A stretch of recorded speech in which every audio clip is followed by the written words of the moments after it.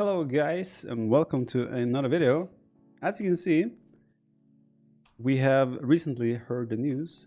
There is a new DLC coming to AOE2 DE.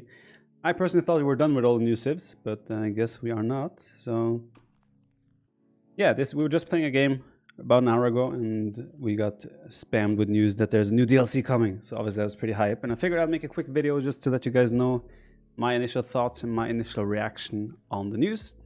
Pre-order Age of Empires 2 DE Lords of the West coming January 26th. So a little bit over a month and we're going to have two new civs in our hands because it says two new civilizations. Lords of the West is the name of the DLC. You can see the logo, icon, whatnot here. Lords of the West. Looks nice, looks nice. Lords of the West is the first official expansion to Age of Empires 2 Definitive Edition. You know what? They say first, where it sounds as it's not the only one. So to me right now, I'm getting the impression that there might be more, even more down the road. Now, usually these things as well, we kind of know about them normally, but in this case, this caught all of us off guard. All the pros, everyone. It was a very well kept secret by them, so that is exciting. I'm kind of happy that they actually didn't tell us. So. The first official expansion to AO2DE is now available to pre-order or add to your wishlist for the holiday season. Here's what it brings to H2DE. Challenge your friends with two all-new civilizations, each of which include unique units and technologies for you to explore. Exciting stuff. We already have, I keep forgetting, I think it's 34, 35 civs at the moment. So two new civs, two more civs to balance the game around. It's a lot, but I personally like it. More depth, more variation, more options, more possibilities, and that's always good in my opinion, although it is becoming quite a lot of civilizations now.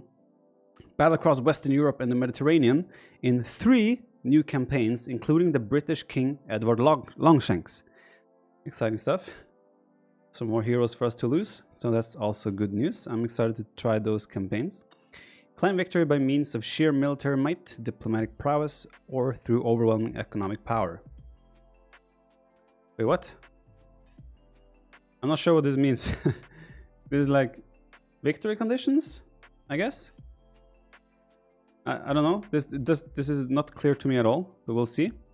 New achievements to earn on your Xbox or Steam account. Cool. So, two new civilizations. First civ is called Burgundians.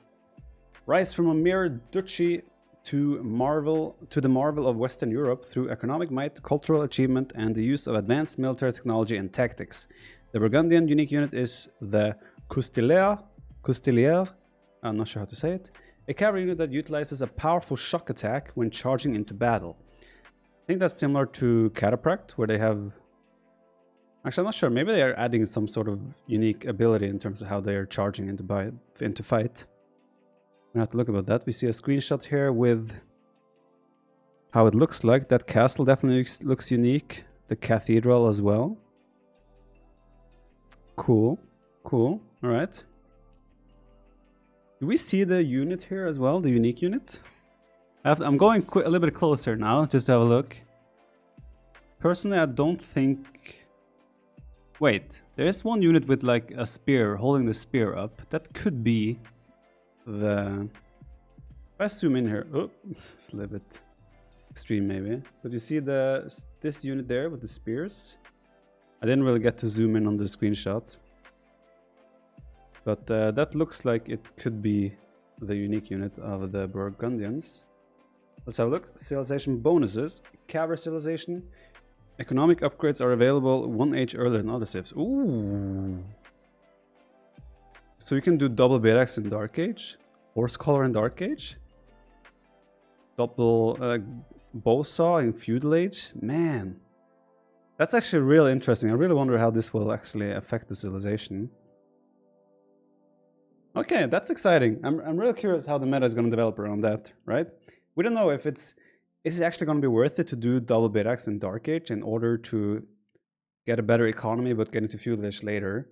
Fast castle builds, is it going to be like fast feudal into economy upgrades into later castle age? I don't know. This is exciting to figure out, obviously. This is what I like about when there are new patches, new civilization introduced, new patches introduced. The fact that we suddenly have to sort of rediscover and figure out the game again. So that is exciting for me. Fallen Knights return 50% of their gold cost. What? So for every knight you lose, you get half the gold back? That's insane, actually. Wait, you get what, 37? 37, 38 gold back? Wait, this can't work. This sounds super broken to me. But obviously early day. Usually new civs hit the shelves pretty strong, and then they kind of get tuned and tweaked afterwards. But yeah, this sounds ridiculously strong. I'm not sure how I feel about that. I'm kind of immediately been like a little bit, you what, mate? You know? Unique units, Costelier, cavalry unit that can charge their attack stat. Yeah, I'm curious to see how that exactly is going to work. I'd imagine it will be something similar to Byzantines with the trample damage, but we'll see. Flemish Militia, heavy infantry unit with a bonus versus cavalry, can only be obtained via the Flemish Revolution technology. See below. Alright. Burgundian vineyards, convert all food into gold at a 2-to-1 ratio. Ooh. So if you save up 10,000 food, you will get 5,000 gold if you use this. Oh, that's an interesting one as well. For 1v1, imagine 1v1 game goes into a late game. You're stuck with a ton of resources, 7,000 food. We don't know actually how many, like if you're gonna have access to Paladin, for example, which I'm guessing you will. You saw it in the screenshot as well. But then you suddenly just convert all that food to gold, and suddenly you can make another 100 Paladin or 50 Paladin, and then you get 50% of that gold back again. It's a lot of snowball and interesting situations that could occur.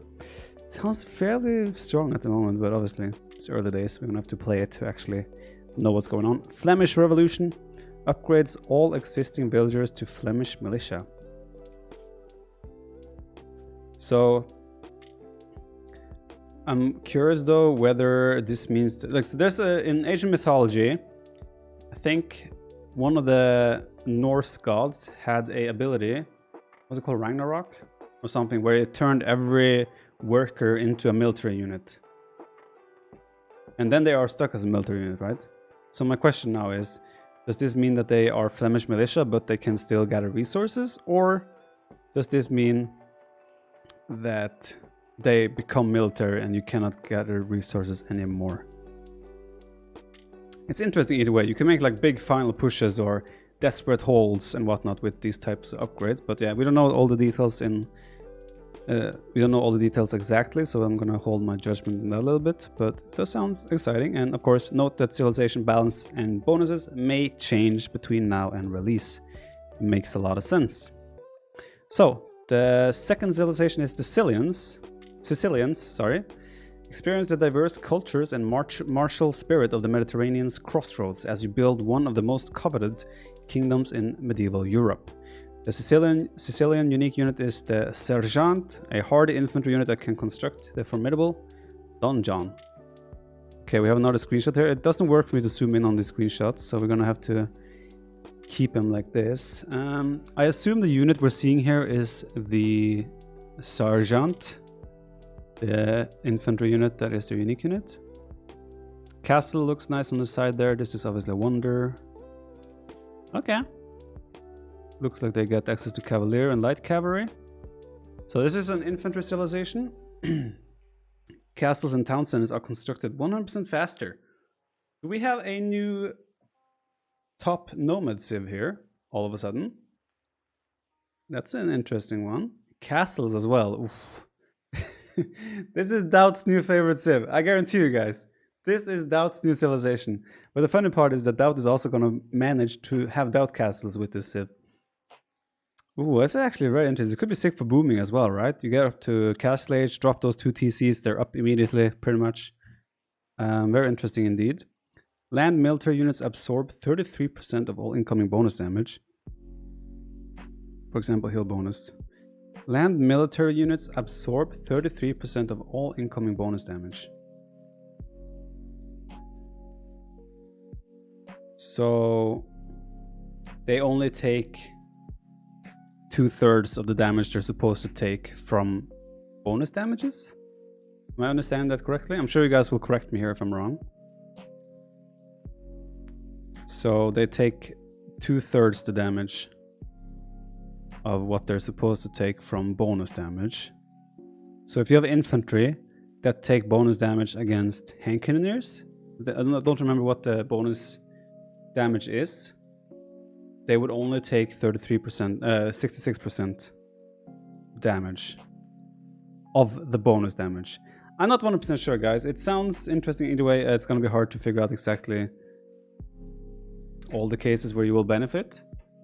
But I'm sure you guys in the comment section will let me know and clear things up for me.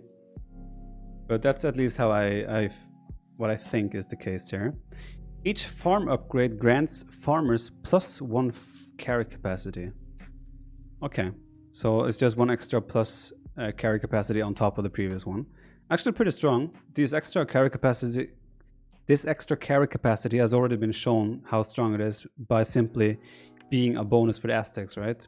Where Aztecs had 5 extra carry capacity, and that alone has boosted your economy a lot. So all in all, I think this is a fairly solid civ bonus indeed. So, unique building, donjon. Unique fortification used to train sergeants. Units can garrison in the building for protection. Archers and villagers shoot additional projectiles when garrisoned.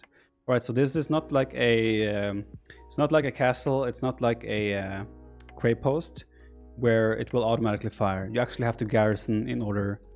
Wait, no, it does say shoot additional projectiles. So maybe it is a similar building to the cray post actually. I'm trying to see if I can see it on the screenshot. I don't think I see it. And apparently the sergeant is a unit that can construct it. Is this a chance that this is a donjon? No, this has to be a wonder, right? So there's also the opportunity that maybe villagers can also build donjon, but maybe sergeants could be the only unit that can build it. We have to wait and see. It sounds interesting either way. And then they can, like, so sergeants can build this building, and then this building can build in return sergeants. So it's like just a yeah, makes sense. They complete each other. Unique unit, sergeant, infantry unit, which can also construct donjons. All right, obviously we don't know the stats of these units yet, so there's still that to be. I'm sure we'll have more information coming soon. Unique technologies, First Crusade. Upon researching, each town center spawns a one-time group of 7 sergeants. Wait, so if you have 4 town centers, you will get 28 sergeants. Depending on how good they are, this could be pretty sick. And they spawn at once. Wait, that's actually pretty nuts, right? Imagine you're just 40s booming, drop a castle, do this upgrade. Even 5Ts are booming. Suddenly you're getting 35 units for free. Well, not for free, obviously. First Crusade is going to have a cost. We don't know how much it's going to be. But yeah, it sounds pretty damn solid. Scutage. Upon researching, each team member receives a one-time payment of 15 gold for each military unit that they own. It's a lot of math going on here. So imagine we're in late game here. We're in late game at an hour. Each player has, let's say, 70 military. Quick math. So you get like 1,000 gold. Okay. It sounds pretty solid actually. That's an interesting one. Which also it adds tactics and strategy to this, right? Because you have to actually time when to research it, right? Maybe one of your teammates have 80 military, the other teammates have 40 each, but you're dependent on that instant gold right away that you have to research it then. That's interesting. It adds some depth and some planning into when to use the technology, but yeah, we'll see. 3 new fully voiced campaigns. Edward Longshanks, a bitter hostage of rebel barons. Edward Longshanks vows to reclaim his birthright and lead a shattered England to unprecedented heights of prestige and fortitude. A shrewd commander and cunning politician, his merciless methods are effective, though amoral. Follow him as his thirst for power and glory leads him throughout England, Wales, Scotland, and even on crusade. In this campaign, you will play as the Britons. Alright? There's a new Britons campaign. Cool. For decades, the Dukes of Burgundy have been embroiled in a bloody struggle over control of the mad French king, using their cunning, military prowess, and immense wealth. However, as the blood that they spill is paid for with the blood of their own, their focus turns increasingly northwards as they aim to create a kingdom of their own. In this campaign, you will play as the Burgundians. The Hautevilles? Villas? I don't know. You can read it. Robert de Hauteville left Normandy 1047 with a small band of thieves. Within a century, members of his family had been... G-Force, get out of my face! Members of his family had been dukes in Italy, princes in the Holy Land, and even kings of Sicily. Join these intrepid Norman adventurers as they fuse three cultures into Europe's most tolerant and sophisticated kingdom. In this campaign, you will play as the Sicilians. Alright, sounds cool. New achievements. Okay.